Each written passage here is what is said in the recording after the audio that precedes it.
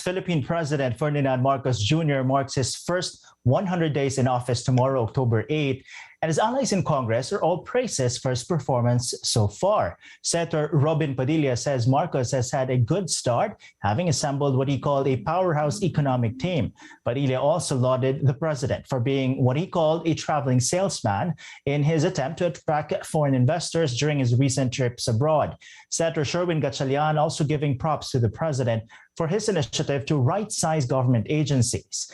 Meanwhile, Senate Minority Leader Coco Pimentel advises the president to keep his eye on the ball and to avoid engaging in activities that may be considered insensitive. Marcos had drawn flack for attending the lavish Singapore Grand Prix last weekend, even as parts of Luzon continued to reel from the devastation wrought by Super Typhoon Karting. But for Senate President Miguel Zubiri, the president's critics are just choosing to turn a blind eye on his accomplishments. I think he's doing a good job.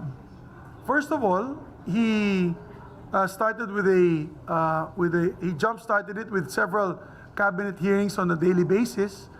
He chose a very good cabinet team, outstanding economic team, and he's the best salesman for the country. Right now, he's our number one, our top salesman. Bubulag-bulagan siguro sila, hindi nakikita. Eh, ang dami natin nagawa ng presidente na groundbreaking. I think he's doing a great job in the last 100 days. Over at the lower house, the assessments are also mostly positive. House Speaker and Marcos's cousin, Martin Romualdez, congratulated Marcos on his first 100 days, saying the economy is on track to recover from the pandemic. As for former President and now Senior House Deputy Speaker Gloria Arroyo, she commended the chief executive for supposedly maintaining his campaign promise of unity.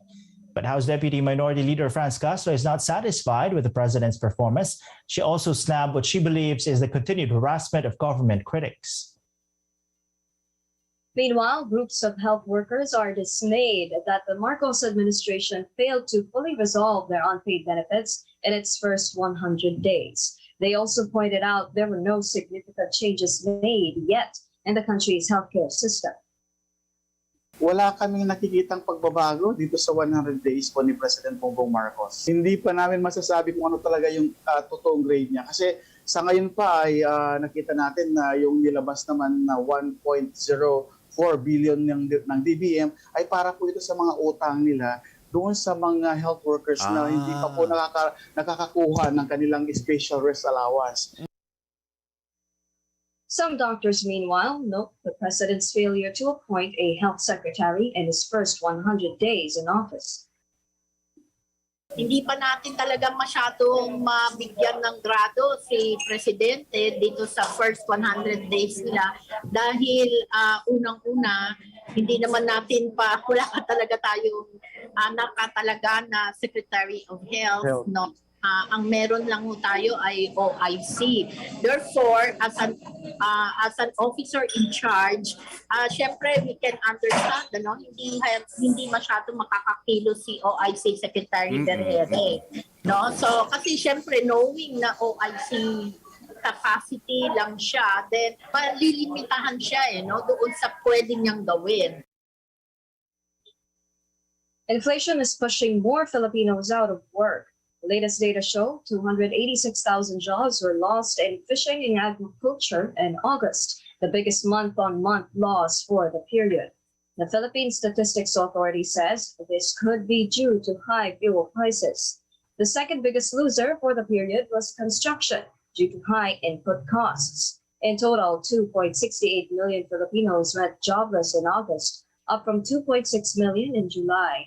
The World Bank warns, aside from inflation, rising protectionism is also posing a threat to the labor market.